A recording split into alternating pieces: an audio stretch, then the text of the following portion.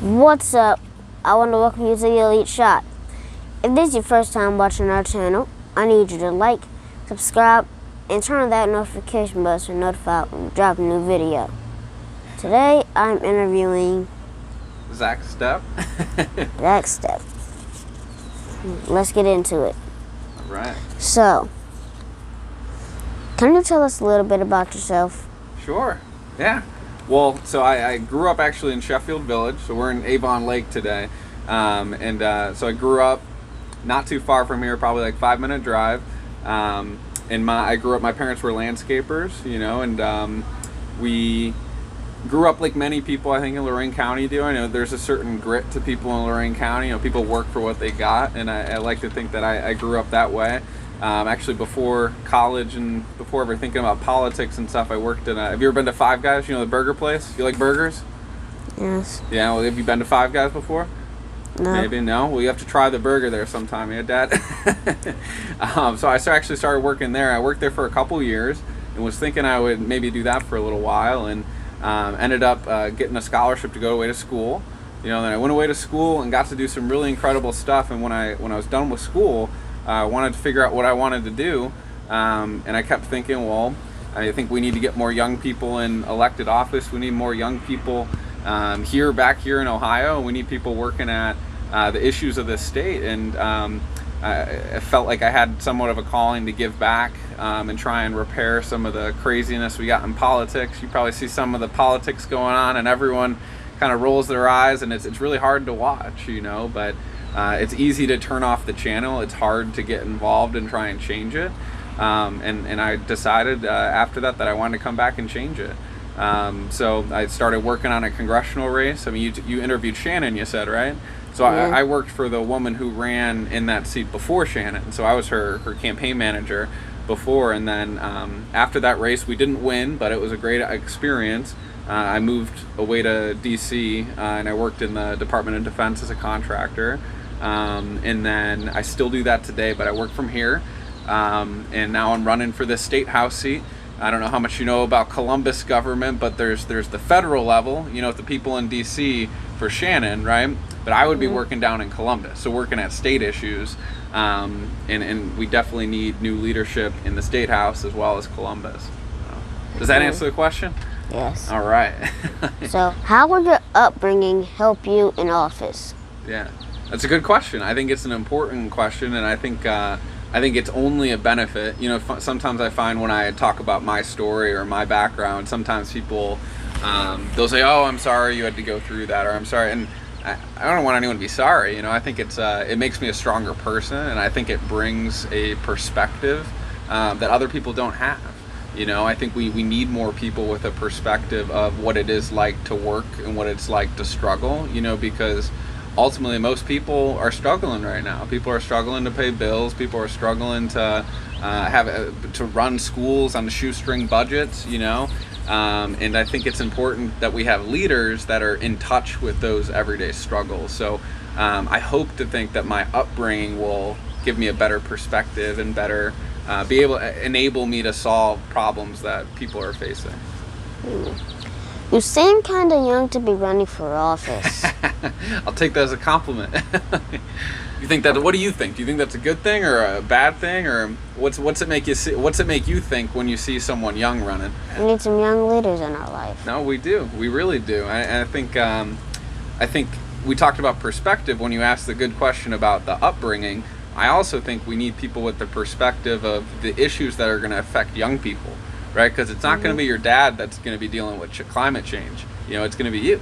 It's not going to be your dad dealing with the downstream effects of us not upgrading our infrastructure, right? It's when you're older, when you're your dad's age, we don't want these problems to be the same way that they are. We want to fix them now so that when we can actually make progress in the next 20 years, because a lot of the people that are in elected office right now, they're not going to be around to see the effects of the damaging policies that they have. So I think it's really good to have more young people engaged and in pursuing stuff like that. Yeah. What is your plan to bring out young voters? It's a good question. It's doing interviews with people like you, right? You're gonna be able. You got more young friends than I do, but I think it's important that we talk to people where they are. You know, I mean, I think social media, you know, Facebook. Are you on Facebook? I know you messaged me from your dad's Facebook, you know, so I know your dad's on Facebook. But we got a lot of young people on Facebook. We got young people on Instagram, you know. You got to talk to people where they are. So instead of back in the day, you would do a lot of phone calls. You know, not many people my age actually have landline phones anymore. You know, so instead of calling people's phones, we'll try something a little bit different and try and text them. Right, so we'll text them instead, and I think that's a better way to reach people and get your message out. So you have to kind of adapt the way that you're trying to talk to people when you're thinking about bringing out the youth vote, you know. But I think we got like 7 interns last time I checked. So we got 7 interns. You're looking for an internship, you know, we'll keep you busy. But we got like 7 high school or college students that are helping us out and getting their friends registered, making sure that their friends go out and vote. Okay. So, how have you been able to use your youth to your advantage? Well, I think it's those things that we were just talking about. Like, I think I grew up with more social media. You know, I grew up kind of with some of these tools and knowing how we need to reach young people just because of the way I use technology and the way I use social media. You know, so I think that's definitely a benefit there. So, and I also think it's a benefit because of we talked about the perspective as well. You know, I think people right now want young people. You know, I think people want to see more young people in elected office. So, I think it's a good thing. How did you meet President Obama? Good question. You saw a picture? Yes. So he came and spoke. I've seen him speak a couple times. Once in Chicago, a couple times in Chicago actually, and it was the first public appearance that he did when he left office. So this was in 2017. He came and did a public speech at the college that I went to. I went to the University of Chicago, and he actually was a professor at the law school there before he ran for president. So he actually has a house right close by on campus. And he's friends with a mentor of mine, David Axelrod, and he was able to get him to come and do an event. And then there were some of us that got to meet him beforehand. And he's just as cool in person as you would think. You know, he's someone that you walk into a room and he kind of just sucks the air out, and everyone's like, "Oh my God!" You know, and everyone's giddy, just kind of watching it. But I'll definitely never forget that. Really, really great guy. What did you learn from the conversation with President Obama? What did I learn? His message was, don't have faith or hope in my ability to bring about change. He says you need to have hope and confidence in your own ability to bring out change. Right? That was his thing. It was, I couldn't change everything, I couldn't fix everything, but I hope that I can inspire enough young people to trick themselves into thinking that they can also make a difference. You know, and that was his message of wanting to get young people involved. So, I mean, I do think by running for this, it's kind of taking him up on that advice, you know, and throwing yourself into the arena, not assuming that you can't do things, you know. And so I like to think I'm answering that call by running for this office. Okay. Is there a safe way for my friends and I to return to school safe? It's a good question. It's something I'm really concerned about right now, and I think that we don't understand everything about this virus, and I think that's what makes it scary for everyone. You know, and I think the adults need to take leadership right now. I think we're really, really lacking in confident, clear, concise leadership. Right? We see a lot of people that are just throwing their hands up and saying, "Oh, well, we're gonna have to let people figure it out." You know, and because I'm not just concerned about you and your friends, right? Because even if a lot of the scientists are saying, okay, well, young people, they're not as likely to get it, you know, and that I believe is to be true. But what about your teachers? You know, think about how many adults you see during the day. You know, how about the cafeteria worker, you know, or the janitor that's coming and cleaning up after you guys? I'm really, really concerned about those people. You know, and we want to make sure that we have a safe environment for them. And I think there's a lot of guidelines that came out. We don't have to go into detail on them, but they're going to be really expensive. It's going to be really expensive to re-outfit schools, to make sure that schools are as safe as they possibly can be. And I think if we can check all those boxes and do everything to make it safe, it would be great to get kids back into school. I'm not sure we can do it in the next month and a half. I really hope we do. I think we got some really great leadership in our public school system, especially in Elyria. We got great superintendent, great school board that's going to put you kids first, and I hope they'll put the teachers first too. But we got a lot of work to do, and I'm skeptical. We can't rush it. I think if we need to delay, make summer a little longer. Next summer might be a little bit shorter. But I think it's possible we might have to make this summer a little bit longer in order to give us enough time to do it. But what I do know is that we can't rush it. We can't open it too quickly because the consequences are too high. We don't want to put you guys at risk at all. So we need to be really, really careful about how we're doing this and put you guys first. Okay. What are your thoughts on Black Lives Matter and social justice? It's an important question right now, especially as I think we have somewhat of an awakening across the country right now in the way that people are recognizing the importance of racial justice. And first and foremost, I think every single person that is in a leadership position shouldn't be afraid to say that Black Lives Matter. I think it's ridiculous that they're afraid to say that. So I 100% am with, and I was actually, when I was in DC for work a few weeks ago before the protests got really big, I attended one of them.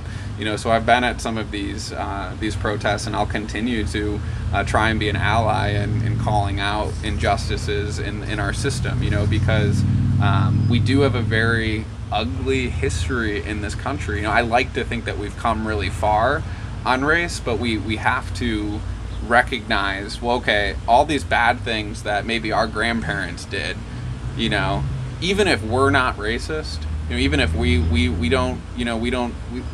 we're not acting in a way that would be considered that, we've got to recognize that history has consequences for today and actually take action based on that. So I definitely want to do everything I can when I get there to try and lift up voices that I feel like don't get enough attention, and make sure that that we're able to make some progress on this, because for too long we've just been talking the talk, but not actually taking strong action on it. There was a boy not much older than you that was killed in Cleveland, Tamir Rice, and it was from gun violence, and it makes me sick looking at today. It's just so hard to think about that happened, and we had a big uproar about kind of what we need to do to change policing and stuff, and these issues that people are talking about right now.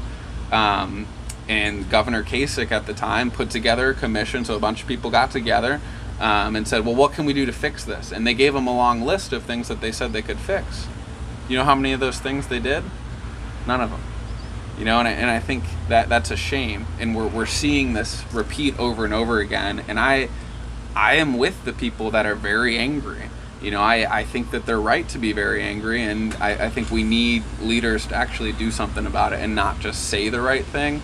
But I hope that answers your question, but I think it's, I'm glad that you asked it, and I'm glad you're talking about it and asking people like myself about it, because, it's important that people are willing to stand up for it,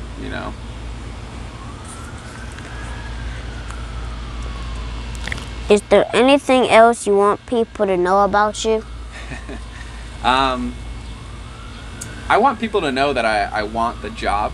I want to actually, I really, I want to be able to serve this community. I want to be able to have a platform to help bring about some change that's going to help make sure that that kids like you have every single opportunity that I had as a kid.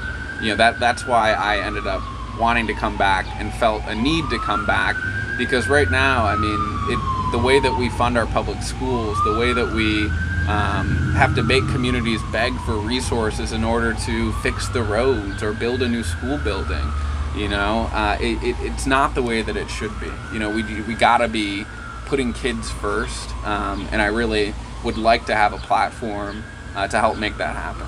So, here we go. How can people contact you? My cell phone number is 440-396-5634. If you don't remember it, you can check the tape. People can text me, they can call me, they got my website, ZachStepp4Ohio.com. They can contact me on there, email me on there. But I get calls all the time from people, and we send out my personal number on postcards and stuff, and I want to make myself as available as possible, because if you're a public figure, you should be able to be reached. It shouldn't be hard to contact people. So if anything I can help you with, you call me, all right? Okay. All right. Thank you for your time. No, thank you for your time. Thanks for coming out, and thanks for doing this. And hopefully I can help you connect you to more people, too, when I get down there. You'll be able to continue doing these interviews. That sound good? Yeah. All right. Nice. I want to thank y'all for checking out my channel. Make sure to like, subscribe, and turn on that notification bell to notify when we drop a new video. Catch you in the next one. Peace. Amazing.